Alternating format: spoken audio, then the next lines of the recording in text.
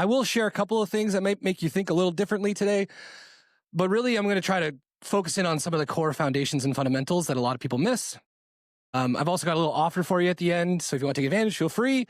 But I do want to say a couple things first before I start. Who was here last year? So maybe you guys saw the talk. You guys shared on social too, so thank you for that. I have an opportunity to speak to landscapers all across North America. It's kind of like the main thing I do. And when Weston, at the end of last Contractor Summit, asked if we wanted to be participating again, without a hesitation, I said yes, of course. And there's a couple of reasons as to why I said that. The first one is a huge shout out to Weston and his team. You guys build a community, not like many others. Bringing people like you together. I heard there's somebody here from Oregon, like across the country, to join as a group to share with each other what's working, what's not, and learn from some pretty epic people. Hopefully you'll include me in that, list of people. I just think it's something special. There aren't as many as engaged groups as this one. And so I'm going to do my best to live up to the expectation and walk you through a couple of ideas. Now, I did learn that maybe I have a couple more minutes, so maybe I can go a little bit deeper on some of these topics, and then I can walk you through kind of what it looks like working with us and like why we do it this way. I do have a video because I think it's better to hear from customers more than us in terms of what it is like to work with us, because at the end of the day, there's maybe some snake oil in this industry. But I'll talk about that in a quick second. So let's get this going. Quick backstory, just so you understand like who Rob Murray is and what it is that we're trying to accomplish at Intrigue. When I was 7 or 8 years old, I was in a pretty nice spot, lived in like a suburban 2,300 square foot house, lots of bedrooms, beautiful court in front. If you looked at it on the surface, it was pretty amazing. But something kind of odd happened. And when I was a kid, I didn't really understand it. It was only a little bit later, I looked back at it and I started to see the kind of everything was crumbling. But essentially, there was a night that was very vivid for me where my mom was boiling pots of water on our natural gas stove to put into a bathtub because our electricity was cut. And I didn't really get it as a kid, but I look back at it now and I realized my dad wasn't paying the bills. A couple of years later, there's a lot of issues in the house. They separate, divorce. I'm 10. We get evicted. Get uprooted from where I grew up. At the time as a kid, I was like, this sucks, but it is what it is. So, I don't know what normal is, so I just got to keep living my life and whatever. So I'm with my mom. She's raising 3 kids, amazing human being. And so I'm doing like a bunch of different schools over a bunch of years, like 4 schools, 3 years, whatever. It's not a woe is me story. I'm just trying to give you some insight as to where it comes from. In grade 10, has anybody here ever heard of Junior Achievement before? Can't really see anybody. Yeah, Junior Achievement, pretty cool program. In our grade 10 class, we had the opportunity to start a business. That was essentially the whole class. So I ran for class president because I thought I could do a good job. Turns out the class thought the same thing. Super cool. We decided to start a t-shirt business called Moo Moo Van Bugle. It might have been a poke at the teacher, but that's a different story. Anyway, if you've ever tried to sell t-shirts at a high school to other high school kids as a high school class, it's quite difficult. It's pretty much the epitome of not cool. And so we're like, how the heck are we going to deal with this issue of being the lamest t-shirt anybody's ever seen in their life? And so we struck up a deal with the principal at the time, and we said, hey, how about we sponsor some fire drills? They kind of agreed to it after some discussion, whatever. We didn't have to pay anything, but they wanted to support us. And so we sponsored 3 fire drills over 2 months. And so every time that the fire drill hit and all the kids left the school, this huge, football field, like stands, and then all our kids wearing from the class wearing sandwich boards. And it all said, Moo Moo Van Bugle, remember, we got you out of class. Now, turns out that kind of struck a chord, and people started to support our, $12 t-shirts because we were getting them out of class and maybe skipping a little bit. And so that was kind of like the first thing that hit me where I was like, hey, this marketing and sales thing is kind of cool. If you do it right and understand people, you can actually get people to engage. Now, the reason I really bring up the story is because a couple months into this class, my mom tells me yet again, we got to move. Can't afford to pay rent. We got to move in with another family. And now this time I'm 15, grade 10, and I'm just like gutted. And I'm just like, no, I'm not dealing with this. So I strike up a crazy plan to take all the t-shirts that we've produced at this class, go to a mall a couple blocks down from our high school, strike up a deal with a retailer to buy all of our inventory. So we're talking like 600-700 t-shirts. The guy kind of agrees to it. So I'm pretty pumped. I go back to my mom and I say, I got it figured out. I got rent covered. I'm going to sell all the t-shirts from our class business and we'll pay for rent, about $1,400 at the time. So she's like, no, you can't do that. I was like, what? She's like, well, first of all, you're stealing from all your classmates. That's just not cool. And second of all, even if you did that, we'd only pay for 1 more month of rent. We'd have to move in a month. Like, this is not a good idea.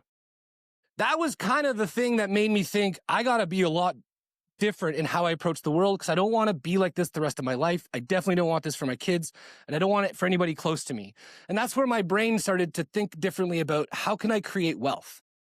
The reason I bring that up is because the way we think is actually what creates the way we act. And I'm going to talk about that in a second.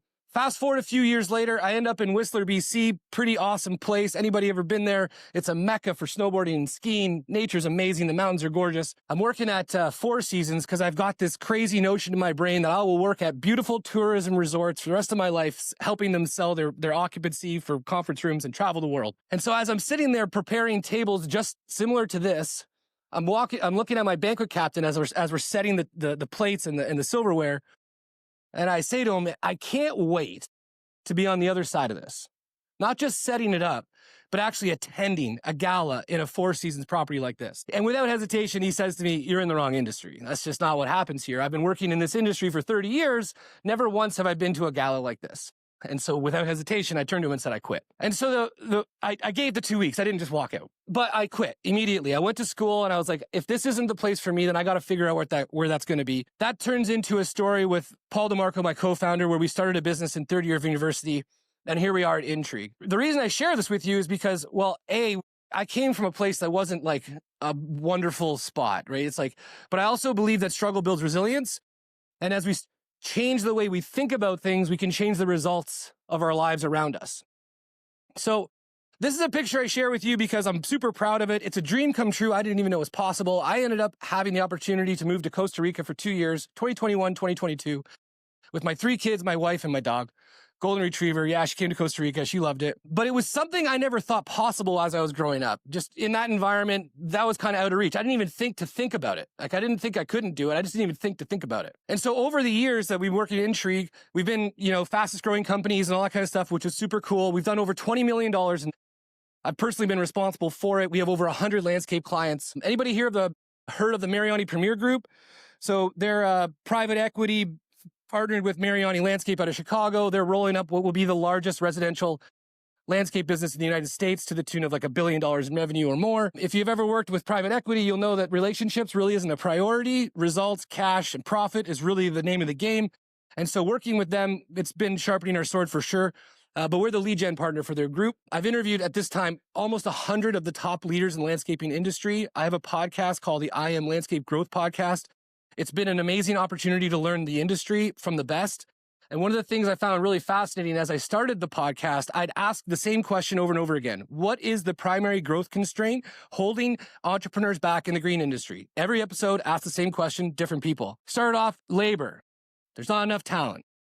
Sales is tough. Leads these days, maybe a little bit.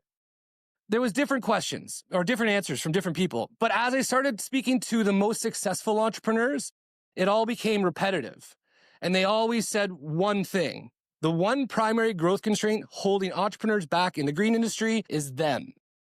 It's the leader. Growth comes between our ears. And then they start to explain how that works. And so we've compiled a lot of their answers into how we approach serving people like you. Our mission as a business is to create the gold standard in marketing that landscape entrepreneurs can trust to grow. Like I said before, it's not difficult to start a marketing company. With a laptop and an internet connection, I can essentially say to you, I own a marketing company. The issue, though, is that a lot of people are peddling a lot of garbage. And now you might see this in your industry, too, when low-price providers that have a truck and maybe a couple of pieces of equipment think they can compete with professionals that are doing what you guys were just talking about. It's just a different game. And so I wanted to just kind of help you reframe what this should look like, so that if you're doing it yourself, working with somebody on your team, or hiring another company to do it, you have some tools to be able to think about how you can make it more effective, because at the end of the day, it's meant to help you earn more money. So this is what marketing is. Marketing success is not, okay? So we see this all the time. The number one reason people inquire with Intrigue is social media. We need help with social media. I see social media all the place. I've seen my competitors, they're on social media. They're doing it better than I am. I know I need to do it. I don't have the time. Social media is really important. Now, this is true, and there's a lot of places for it. However, likes and comments don't necessarily turn into dollars, especially from strangers. Now, there might be some stories here where you've had a DM cold from a stranger come to you through Instagram and it turned into a $100,000 project. I've yet to find one. Does anybody have a story like that? Not yet. Okay, so it's still true. It might happen though. I'm not trying to discount it. And there's a huge opportunity to use social media properly. And I can explain more about that. I'm here till tomorrow, just like you guys all. If you ever want to do a deep dive on any of this one-to-one, I'm happy to do it. Impressions and clicks, traffic, vanity metrics. If you hire somebody, so this is another thing that a lot of these top leaders really hit me. The other thing I've realized in doing this podcast, when they say the leader is the bottleneck, I just keep reminding myself it's me. And so our ability to grow our business is definitely going to be between my ears too. So I'm not, out of this. I'm part of it too. But what's really interesting is that it's really easy to hire somebody and tell them what to do. It's not easy to find somebody good enough that comes in and tells you what you need to do. And so there's a difference when we're hiring these people, paying them money to create an outcome that is typically unclear because there's no accountability or no clear goal. And so if we're not tracking and we don't know what we're trying to accomplish, it becomes really difficult to make marketing work. So what does it look like? Marketing and sales is meant to accomplish a business objective. Is that cool? That's fair? Acquiring new customers is typically the number one thing people want. Some things people forget about but are also really important are engaging past and current customers to buy more, which is actually easier in most cases than actually acquiring new customers. Increasing your price, so finding a way to control margins, and so you can become more profitable doing either similar or same work. Increasing the lifetime value of a customer. Long story short, if a customer comes and buys once and they give you 50 grand, okay, cool. You have a 40% gross margin because you're using Synced Up, you know your numbers. That customer is worth 20 grand in gross margin. Now, if they buy from you again in, say, 2 or 3 years, we're increasing lifetime value of a customer. If we increase the average price, we increase the average lifetime value of a customer. It's just a really big, important part of optimizing what we call revenue model. So really, it's about growing revenue, margin, and profit. And so this is what we would argue is the way to think about marketing and sales. And so if somebody is trying to say we're going to increase fans and followers, that's cool as long as it's secondary or tertiary to the idea of growing revenue. And so if we can start to think a little bit differently, we can start to hold people accountable to a higher standard when it comes to sales and marketing, you can get better outcomes. It starts with a goal. We talked a little bit about this. We focus on acquiring new customers, engaging past, increasing price, increasing lifetime value. One of the things a lot of people forget about is where people are. And Marketing 101, a lot of people overcomplicate marketing and sales, but Marketing 101 is be where your customers are. Potentially, you guys are all customers. So I'm here because this is where you are. It's simple. And sometimes we overcomplicate it. But one of the things a lot of people forget about when it comes to marketing, landscape, construction, design, build, hands up, vast majority of the room. Okay, cool. $100,000 projects typically aren't decided in a 30-day period of time. So no one's sitting there being like, I should get a new backyard tomorrow. And then they look for everybody and then they get a new backyard in 30 days. It does happen. It's just rare. A lot of people think about it last year or the year before. And actually, it's a question you can start asking people. How long have you been thinking about doing this project for? If anything, it's just going to help you understand the buying process a little better. And so there's 3 stages if you oversimplify a buying process. One is, I've got a problem. So, for example, I've got grandkids and they don't want to hang out at my place. I want to hang out with my grandkids. Or I've renovated the interior of my home and now the exterior just doesn't match up. Or I've moved into a new place, it doesn't look good. Or it's super hot and I don't have a pool. There's a problem. I got a giant puddle in my backyard and I shouldn't. What's up with that? So now I got to figure out a solution. Do I want to do this myself or do I want to hire somebody? Now, if I want to do it myself, I got to figure out how I'm going to do that. And I'm going to research like crazy. Use tools like Google, ChatGPT, Gemini, whatever. So now I'm going to, okay, you know what? This is way over my head. I can't do this stuff. I'm going to hire somebody. Okay, well, who am I going to hire? Well, I got to go figure out who I'm going to go hire. I'm going to ask people for word of mouth references. I'm going to look at Google reviews. I'm going to look at Instagram. This is where buyer journey is really important when it comes to social media. One of the things people say to me, word of mouth is the primary driver of my business. This is true for most people. It's also true for us. It is a primary driver of business. That means you do good work for people and they refer you. Or someone sees you do good work and they ask somebody.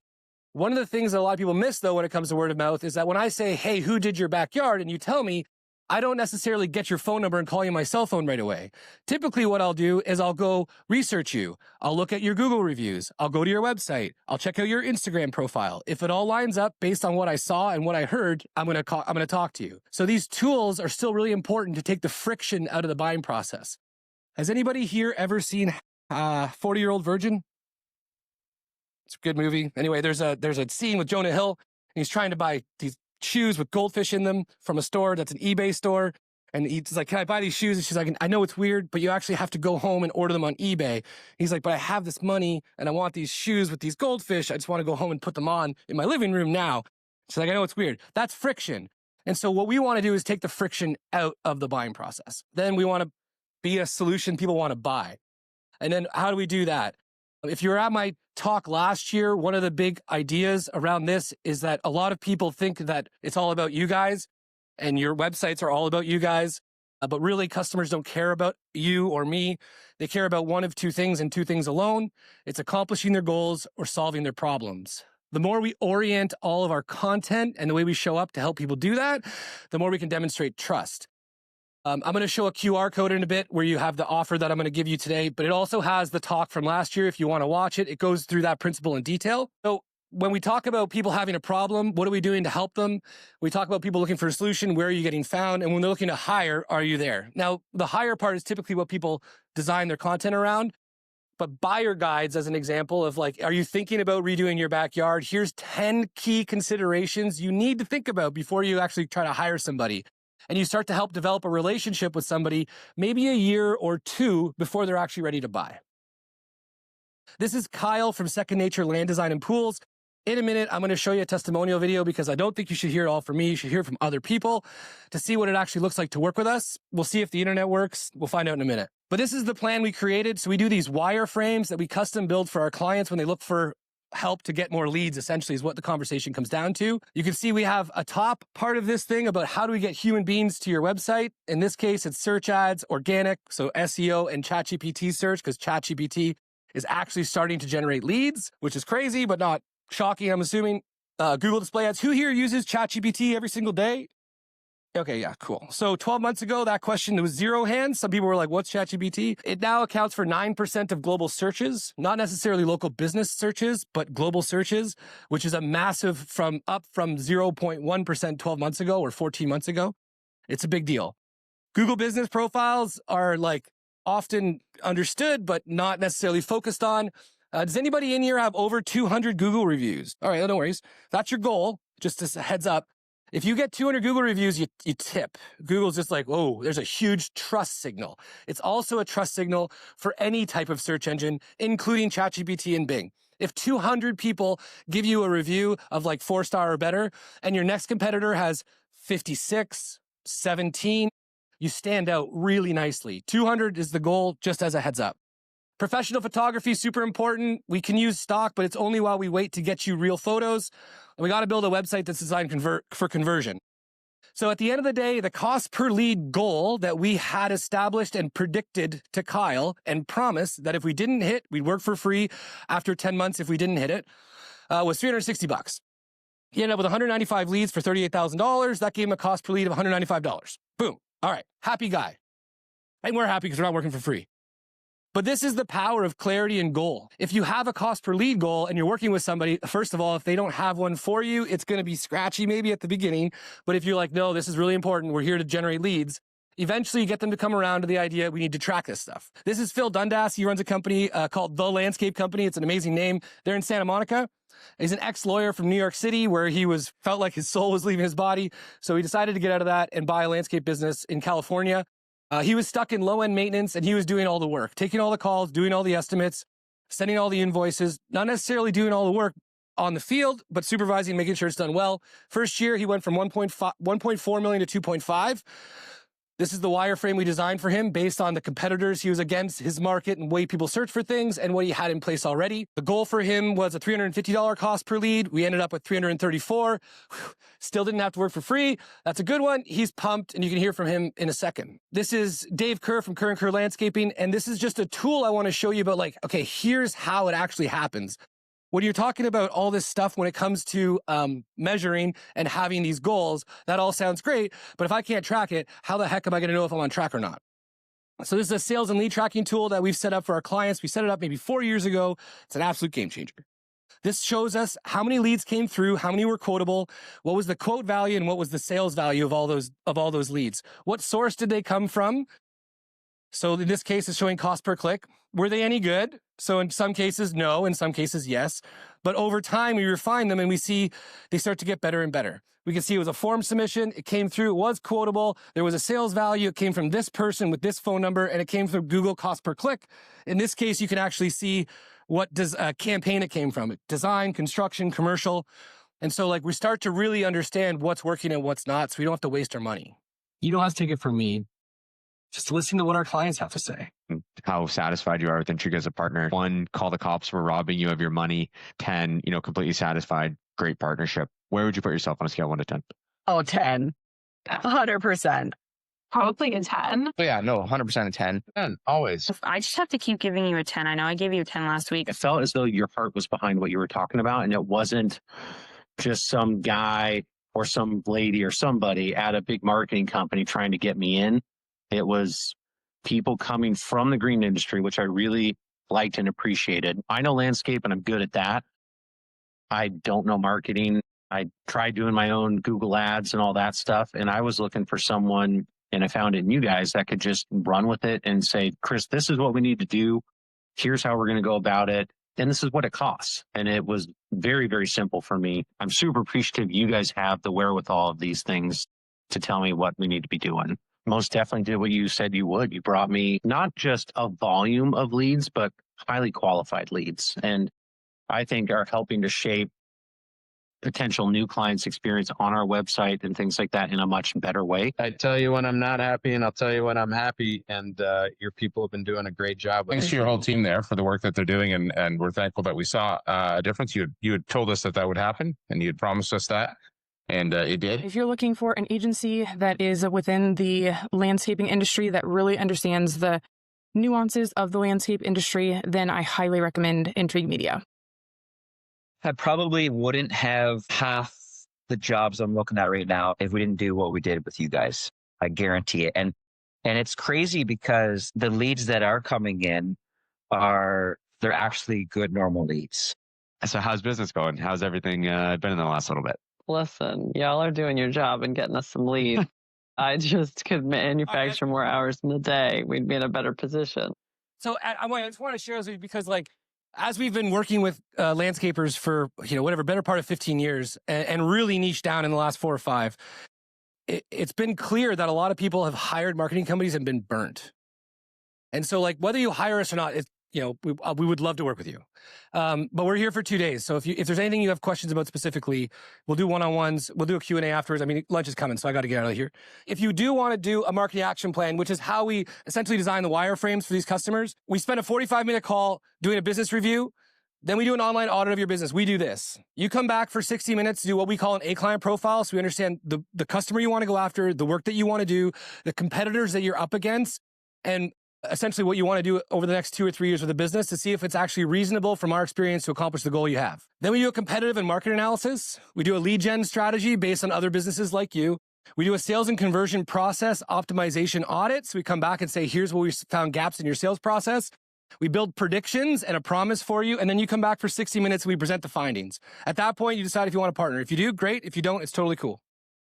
So this is just a summary of what I just explained. We typically charge $2,500 to do these plans.